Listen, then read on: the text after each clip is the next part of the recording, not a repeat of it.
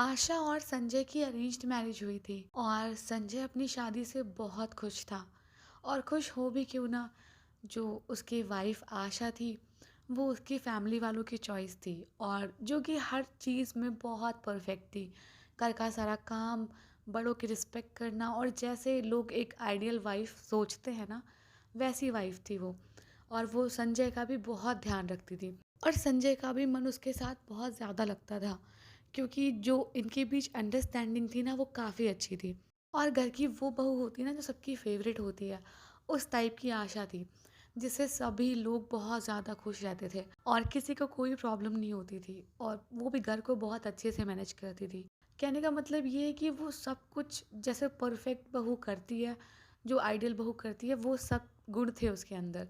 और एक ऐसी बहू थी वो कि जिससे सब लोग बहुत खुश रहे और परिवार अच्छा चल सके। संजय भी इस बात से बहुत खुश था।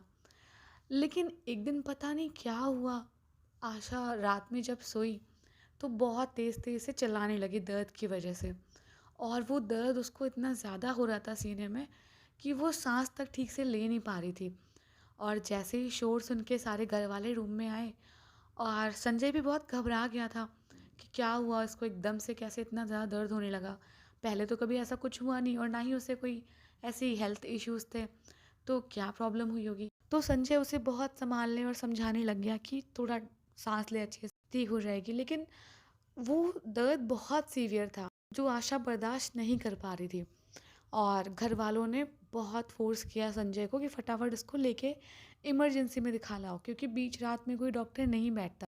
तो संजय ने उसे कार में फटाफट बिठाया और लेके जाने लग गया हॉस्पिटल तक। लेकिन अनफॉर्चुनेटली जो उसकी वाइफ आशा थी उसकी रास्ते में ही डेथ हो गई।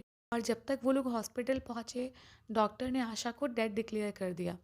और संजय बहुत दुखी था कि ये सब कैसे हो गया। एक परफेक्ट लाइफ उसकी चल रही थी, लेकिन एकदम से सब कुछ कैसे इतना ख़राब हो सकता है। और जैसे ही ये सारी चीज़ें हुई, उसकी डेथ हुई, पुलिस वगैरह आई और सब कुछ चेक किया कि हाँ उसकी डेथ हार्ट अटैक से हुई है। और उसके पीछे रीज़न कुछ भी सामने नहीं आया कि कोई हेल्थ कंडीशन थी, क्यों हुआ, लेकिन हार्ट अटैक था। बहुत चीज़ ऐसी थी कि कुछ उस पर कोई कर नहीं सकता था, मेडिकल इशू था। तो घर वाले ये सब जान के बहुत दुखी तो हुए, लेकिन अब कोई भी जाने वाला जो चला जाता है उसको सिर्फ हम याद कर सकते हैं, उसे हम ना वापस ला सकते हैं और ना ही हमेशा के लिए उसकी चीज़ों से, उसके दुख से लग के बैठ सकते हैं, क्योंकि जहाँ कहीं भी होगा वो, तो भी उसे दुख फील होगा। तो ये सब सोच के धीरे धीरे लाइफ सबकी नॉर्मल जो होता है ना प्लेटफॉर्म, उस पे आ गई कि चलो ठीक है, कोई नहीं है, जो हुआ वो बहुत बुरा था, लेकिन हम सबको मूव ऑन करना पड़ेगा। और धीरे धीरे घर में जो उसकी कमी थी आशा की, वो और चीज़ों से पूरी करी जाने लग गई। खैर संजय की वाइफ थी वो, तो संजय के लिए वो कमी बहुत बहुत बड़ी थी और संजय को सब कुछ अकेले फेस करना पड़ता, उसका सुनने वाला कोई नहीं था और बड़ी सारी चीज़ें थी। और ऐसे ही संजय एक दिन बैठ के घर में कुछ बॉटल्स रखी उसने ड्रिंक करने के लिए और सिगरेट पी रहा था। और पीते पीते उसकी आंखों से आंसू बहने लग गए और वो आंसू एकदम फ्लो में आए जा रहे, बहुत आंसू आए जा रहे। और आंसू आते आते संजय एकदम से बहुत तेज तेज से हंसने लग गया।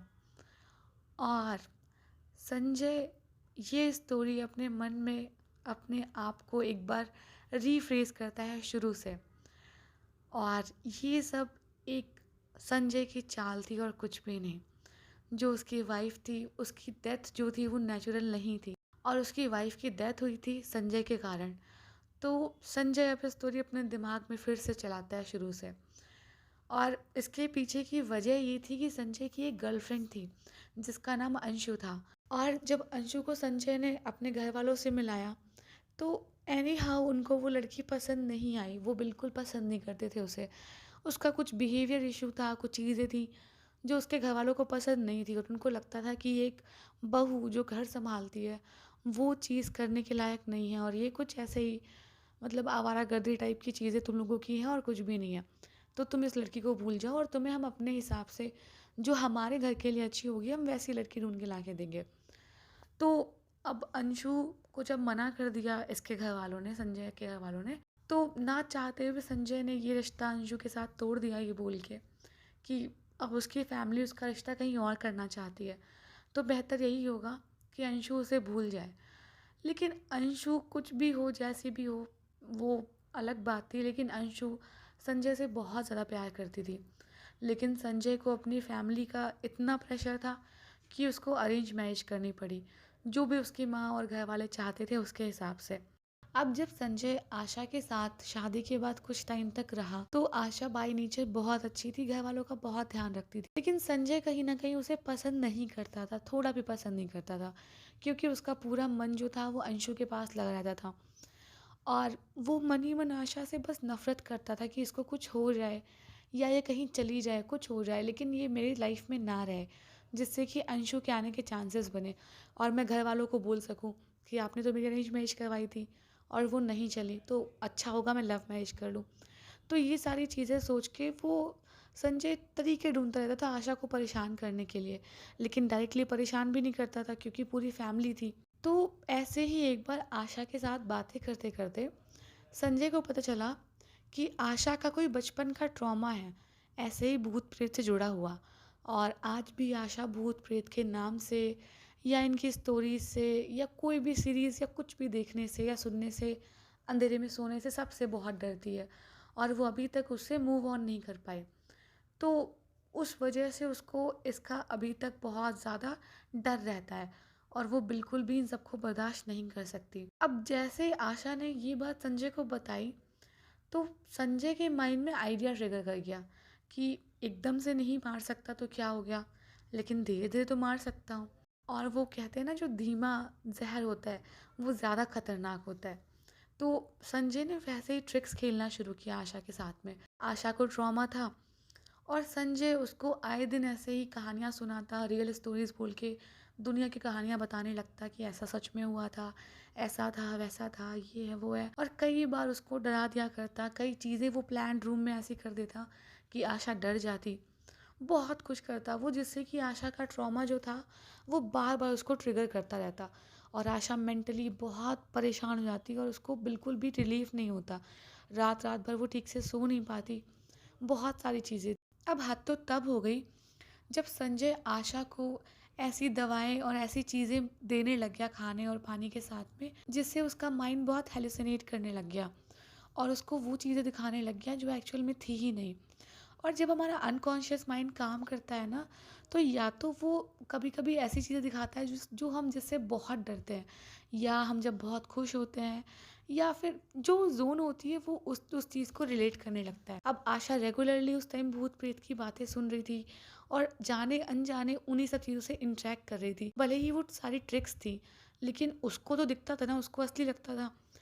तो आशा को ऐसे दिखने लगी चीज़ें कि कोई भूत है, कोई उस पर अटैक कर रहा है, कोई उसके ऊपर बैठ रहा है, कोई उसकी सांसें रोक रहा है। ये सब आशा के लिए बहुत बहुत मुश्किल था और ऐसी उल्टी पुल्टी दवाएं खाने की वजह से उसकी तबीयत भी बहुत बिगड़ने लग गई। आए दिन आशा कंप्लेन करती कि उसको ऐसा सर में ऐसा दर्द सा हो रहा है, चक्कर सा आ रहा है, उसे ऐसे घबराहट सी फील हो रही है। लेकिन घर वाले उसको बोल देते कि हो सकता है थकान हो गई होगी इसलिए ऐसा कर रही है, कोई बात नहीं। और संजय को सब कुछ पता था कि क्या हो रहा है, लेकिन संजय तो चाहता ही नहीं था कि कुछ भी ठीक हो, तो उसने सब कुछ कंटिन्यू रखा। और एक शाम की बात है, जब सारा काम धाम करके आशा फ्री होके अपने रूम में आई और अभी लगभग रात हो गई थी काफ़ी, और संजय रूम में नहीं था। उसने सारी लाइट्स वाइट्स ऑफ कर दी और अजीब तरह का एक मास्क लाके रूम में रख दिया, जो कि काफ़ी डरावना था। और जैसे ही आशा ने वो चीज़ देखी ना, उसको पता नहीं क्या एकदम ट्रिगर सा हो गया फिर से उसका ट्रॉमा, और वो बहुत ज़्यादा घबराहट में ऐसे ही उसका बीपी हाई लो टाइप होने लग गया और वो उस रात बहुत बेचैन हो गई। और उसी रात संजय ने और प्लान्स किए उसको डराने के लिए, जिसका रिजल्ट ये हुआ कि उसके सीने में बहुत तेज़ दर्द उठने लग गया। और उसी के बाद ये सारा चीज़ें क्रिएट हो गई, सीन क्रिएट हो गया कि आशा को दर्द हुआ, बहुत प्रॉब्लम हुई, फिर वो लोग हॉस्पिटल गए। लेकिन संजय ने यहाँ पे भी एक ट्विस्ट लाया। संजय उसे हॉस्पिटल ना ले जाके एक सुनसान रास्ते पे ले गया और वहाँ पर गाड़ी चलाते चलाते, बात करते करते एकदम से अपनी आवाज़ चेंज करके बात करने लग गया। और जब आशा ने उसको पीछे मुड़ के देखने को बोला, तो उसने फटाफट वही मास्क पहना जो काफ़ी डरावना था, और जिसे देखते ही आशा को वापस से कुछ बहुत तेज़ सा झटका लगा और वो वहीं बेहोश हो गई। और वो बेहोश हुई या मर गई या उसको हार्ट अटैक आया, वो जाके चीज़ उनको हॉस्पिटल में पता चली। और हॉस्पिटल में ये जानने के बाद संजय अंदर ही अंदर बहुत खुश हो गया था कि चलो अब छुटकारा मिल गया इससे, और फाइनली जो अंशु है वो इसकी लाइफ में आ जाएगी। और इसने सब कुछ बहुत प्लानिंग के साथ किया था, बड़ी चीज़ें शिद्दत से प्लान की थी, और सब कुछ वैसे ही चल रहा था। और अब फाइनली वो पार्टी करके ये कहानी अपने माइंड में फिर सुन रहा था, अपने आप को बता रहा था कि उसने कितना अच्छा काम किया है। लेकिन दिन हमेशा एक जैसे नहीं रहते। कुछ टाइम बाद उसको रियलाइज़ होने लग गया कि उसे कोई दिखाई देता है, और उसे कोई और नहीं, उसकी अपनी वाइफ आशा दिखाई देती। और बार बार वो संजय से एक ही बात कहती कि वापस से वो वाला मास्क पहनो ना, मुझे तुम्हें देख के बिल्कुल डर नहीं लगता अब, और तुम मुझे डरा नहीं सकते, चलो उठो, मुझसे बात करो, मुझसे बात करो। और वो बार बार इतनी अजीब सी हंसी हंसती ना कि संजय के कानों में वो हंसी चुभने लगी। और शुरू शुरू में चीज़ें रात रात में होती थी, लेकिन धीरे धीरे ये चीज़ें उसके साथ दिन में भी होने लगी, रात में भी होने लगी। और वो कर्कश जैसी हंसी उसके कानों में गूंजती। वो जो उसकी वाइफ थी हमेशा उसको दिखाई देती, कभी वो उसके कंधों पे बैठ जाती, कभी रात में उसके बिस्तर के पास ऐसे सोई रहती, और कभी वो जब सोता तो उसे उठाती। अब संजय के साथ हमेशा एक आत्मा लैच हो गई थी, वो हमेशा उसके साथ रहती थी, और वो कभी उससे इधर उधर नहीं जाती थी। और यही वजह थी कि संजय धीरे धीरे अपना मेंटल जो बैलेंस होता है ना वो खोए जा रहा था, और अजीब अजीब सी हरकतें करने लग गया। पब्लिक में चिल्लाने लग जाता कि मुझे छोड़ के चली जाओ, तुम यहाँ वापस क्यों आई हो, मैं तुम्हें बिल्कुल नहीं चाहता, ये वो सारी चीज़ें करने लग जाता। घर वाले भी उससे परेशान हो गए थे, उसकी हरकतें बहुत अजीब होती जा रही थी। वो अपने आप को चोट पहुँचाता, वो दूसरों को चोट पहुँचाता।